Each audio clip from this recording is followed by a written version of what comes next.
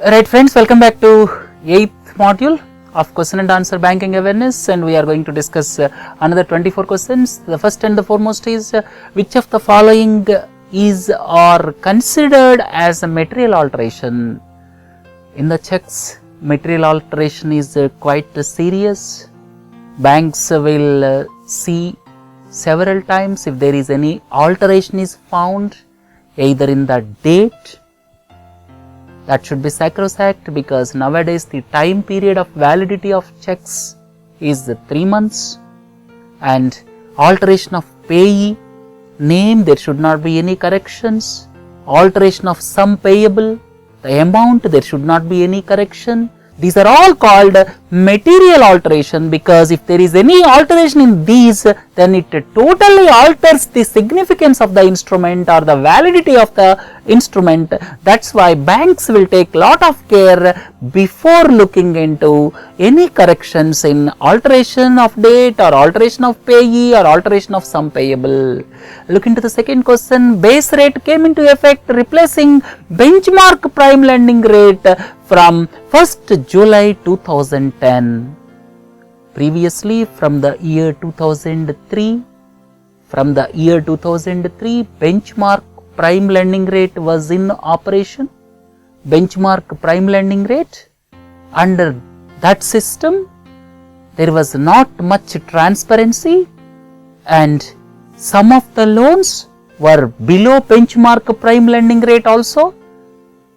And subsequently a committee was appointed, and the committee was headed by Deepak Mohanty, and based on his recommendations, base rate came into effect from 1st July 2010. Base rate came into effect from 1st July 2010, except some exempted categories.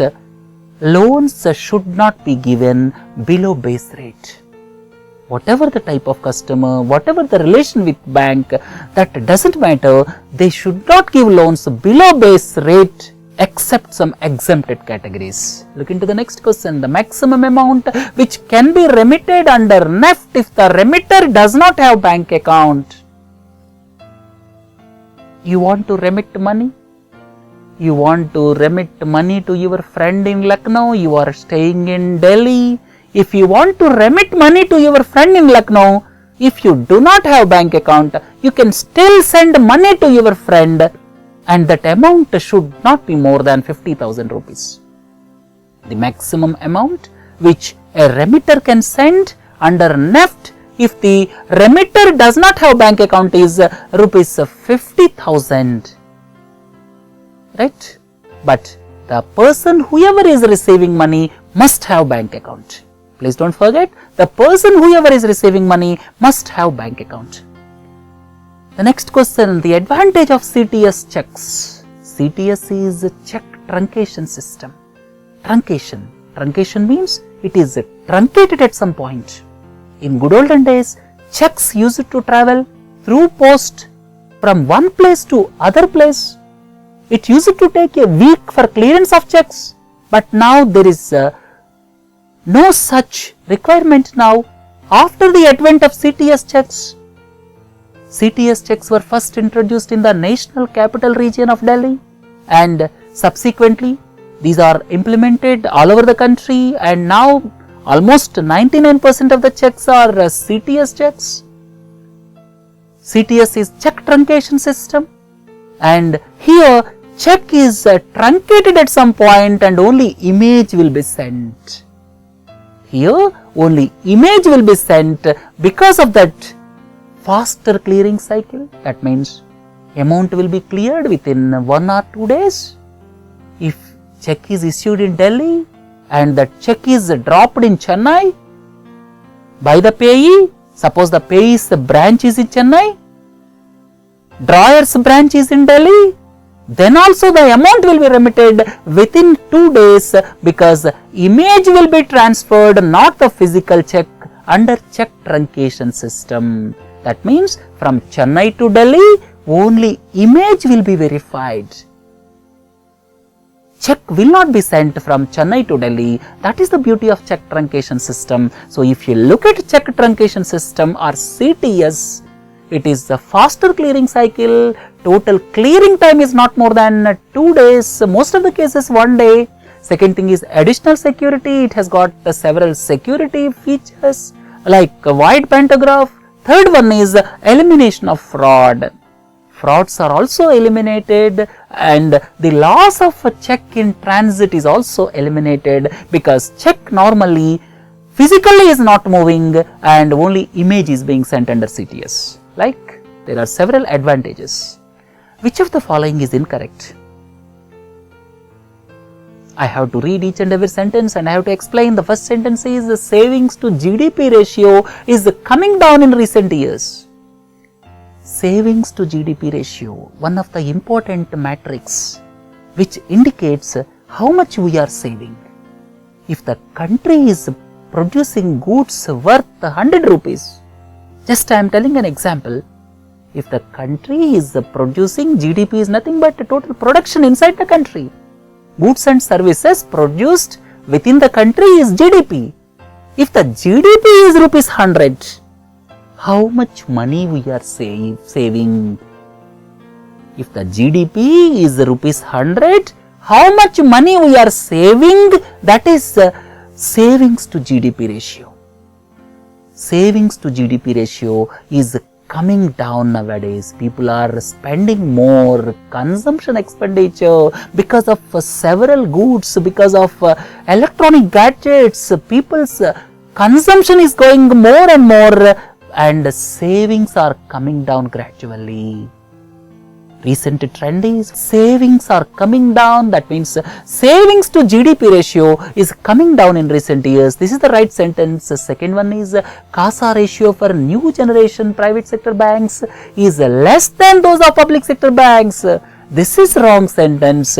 CASA ratio means the ratio of deposits of current and savings accounts to the total deposits, that is normally high for new generation private sector banks like ICICI Bank, HDFC Bank, Axis Bank.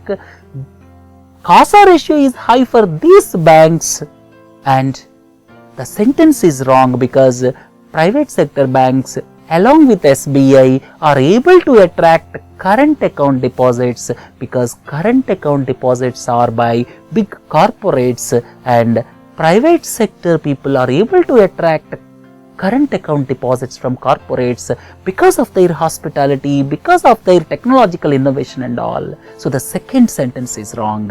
Third one is cost of funds is going up for public sector banks. It is true sentence. Cost of funds is going up for public sector banks day by day. Because of the reason this current account deposits are coming down for public sector banks.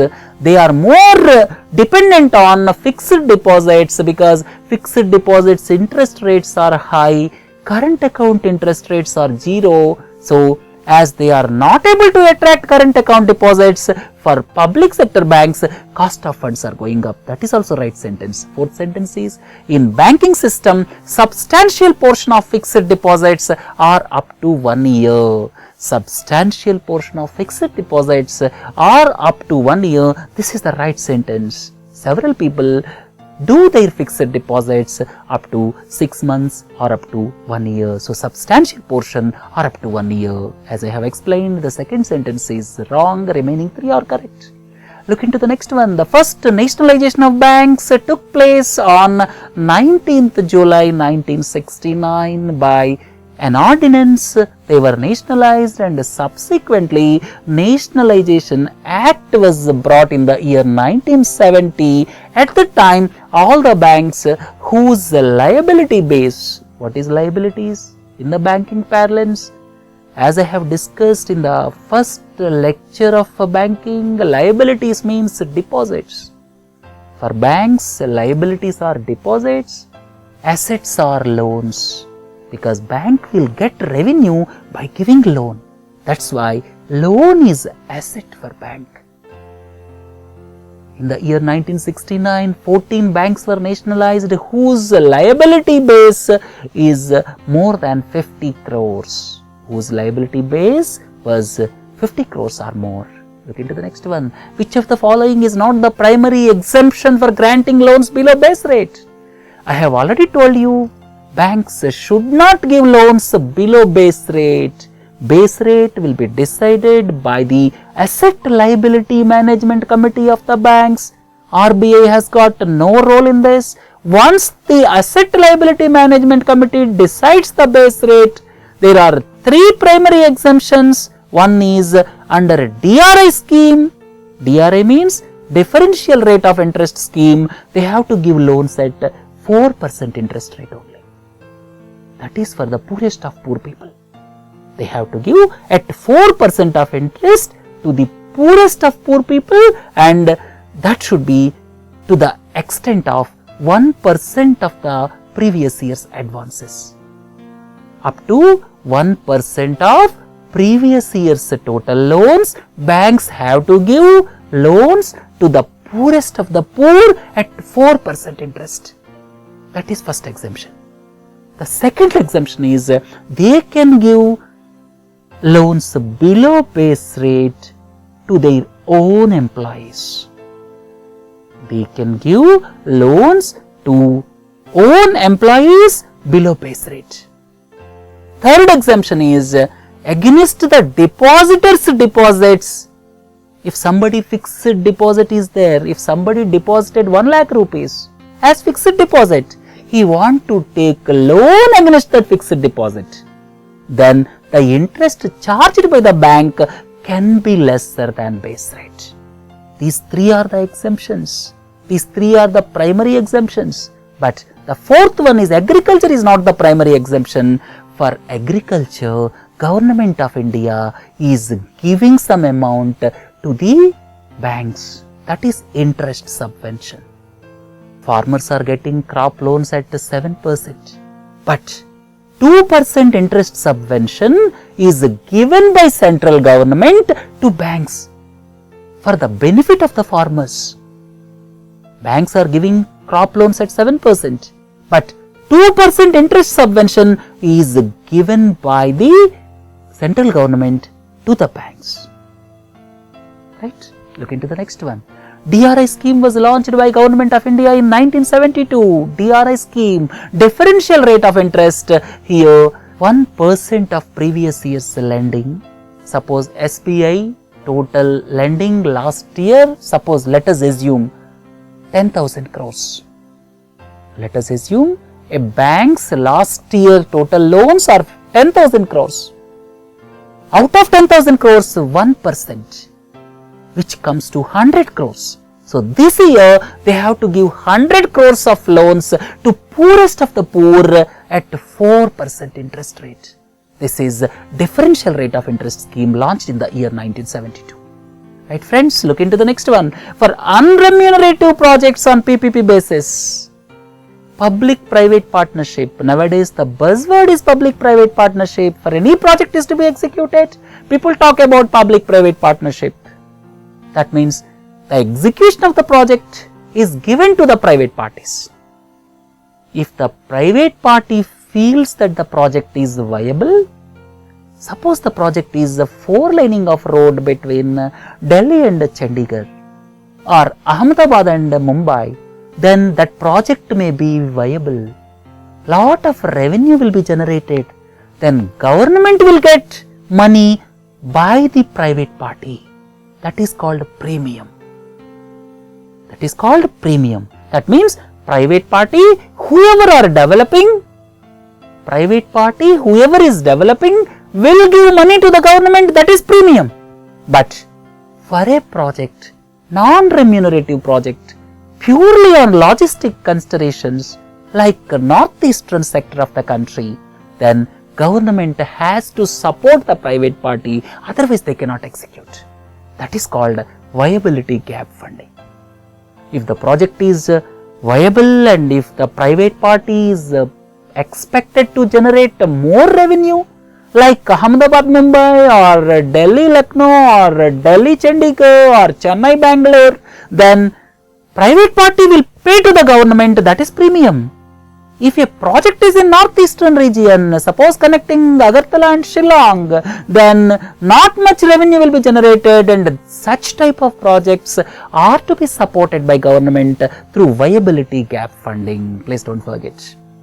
VGF means viability gap funding, to be supported by government to the private parties when they are constructing the projects on PPP basis, popularly known as VGF.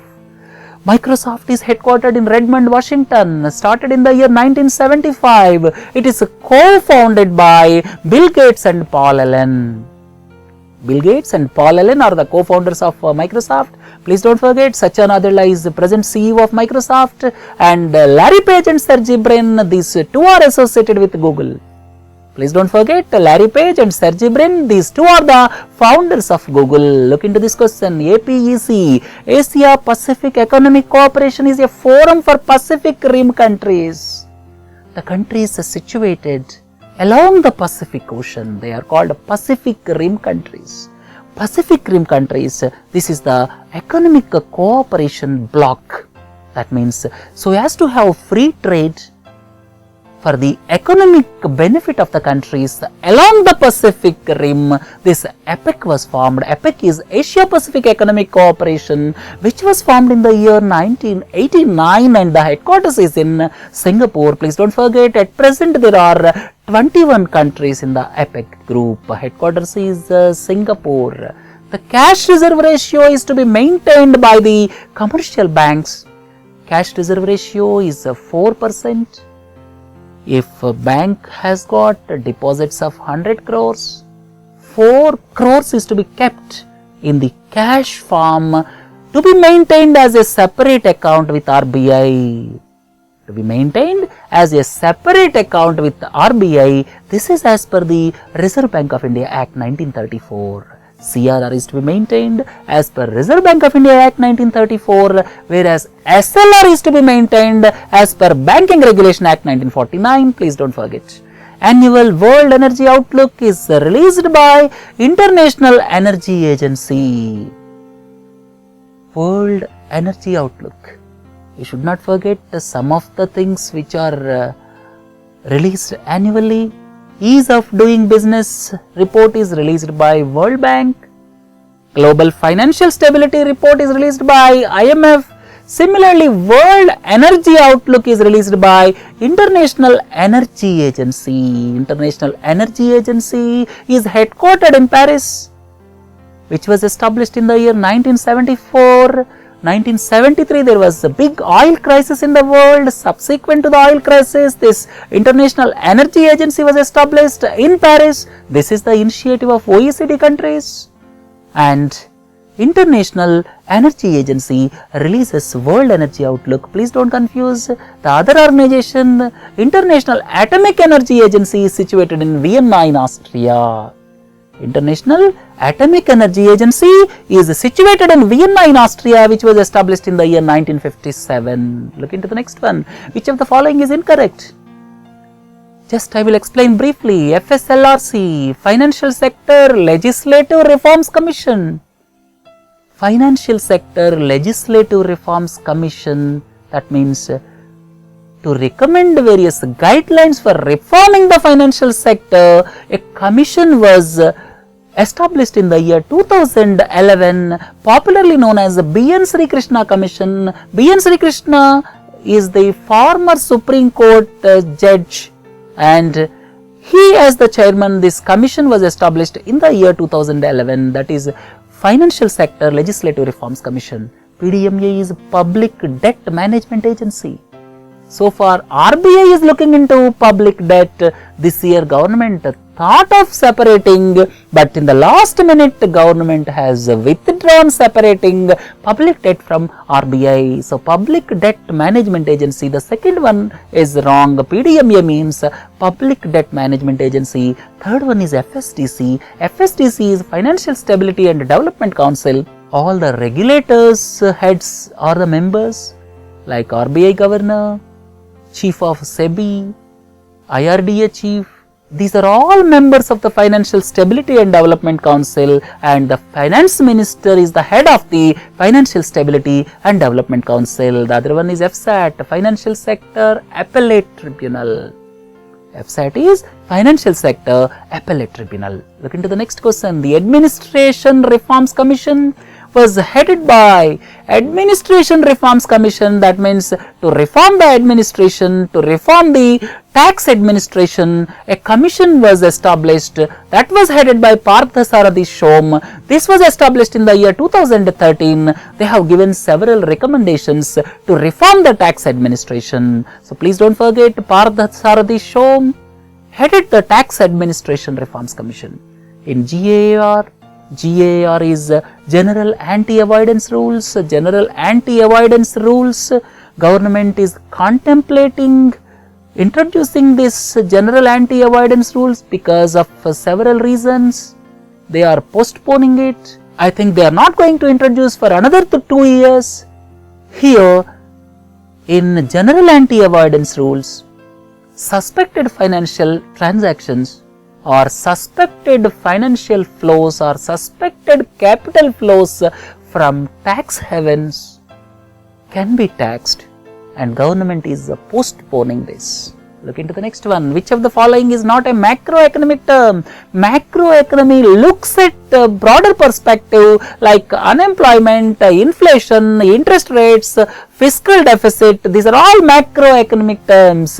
Macroeconomy looks at in overall terms how the economy is growing, how the indicators are there, how the unemployment rate is increasing or decreasing.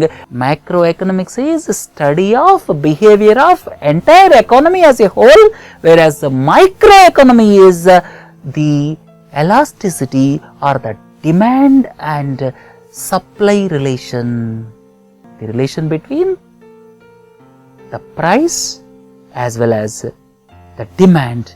That is known as microeconomics, right? Look into the next one. Price elasticity, that means sensitivity, and demand for goods and services is the concept associated with microeconomics.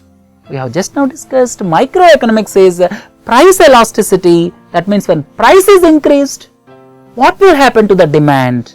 When price is reduced, what will happen to the demand? That is the relation between price and demand. That is microeconomics, right friends? The IFSC code, all of you are well aware, IFSC code has got a total 11 out of 11. First 4 are alpha characters. If it is a State Bank of India, SBIN. If it is Andhra Bank, it is ANDB. Like that, first 4 are alpha characters. 5th character will be 0 for future expansion, and last 6 digits indicate branch. IFSC code, first 4 are alpha characters, indicate the bank's name. If it is State Bank of India, it is SBIN. Next one will be 0 for future use, and last 6 digits will be branch code. Total IFSC has got 11 alphanumeric characters. Look at the following. G8 countries, advanced countries or developed countries, G8 countries, 11 emerging economies like India and European Union. 8 G8 countries, 11 emerging economies and European Union. These 20 put together is called block of G20 countries. Block of G20 countries. Last year the summit was held at Brisbane in Australia. This year it is going to be held in Turkey. Look into the next one. In FSDC, we have just now discussed FSDC is a Financial Stability and Development Council, and the Finance Minister is the head of FSDC, and the heads of the regulators like RBI, IRDA, SEBI, the heads of the regulators will be members of FSDC, which is headed by the Finance Minister. Which of the following is the feature of CTS check? CTS check, we have just now discussed. CTS check is basically for ensuring faster clearance cycle as well as more secured features in CTS check. Here white pantograph. Second one is the bank's logo printed in invisible ink or ultraviolet ink. Third one is the check printer details with the CTS 2010 mark. These 3 are the features of CTS checks. CTS means check truncation system. In which of the following types of loans servicing of loan is not being done on EMI basis? EMI means equated monthly installment. when you take a vehicle loan, when you take house loan, when you take a corporate loan, you have to pay back to the bank every month. But in agriculture loans, they are not being paid on monthly basis. They are normally paid on annual basis. If farmer is taking loan for short term, he will pay once the harvesting is over. If farmer is taking long term loan, normally he pay back once in a year. It is not serviced every month because farmer may not get monthly income on agriculture, right? Last question of this, as per the RBI guidelines, the base rate is to be reviewed at least once in a quarter with the approval of ALMC. ALMC is Asset Liability Management Committee. Base rate is to be decided by each and every individual bank depending on the report given by Asset Liability Management Committee. Please don't forget, RBI has got no say in the base rate. Asset Liability Management Committee will decide about the base rate. Friends, with this, let us conclude 8th question and answer part, and please do join for 9th question and answer session. Have a nice day. Thank you.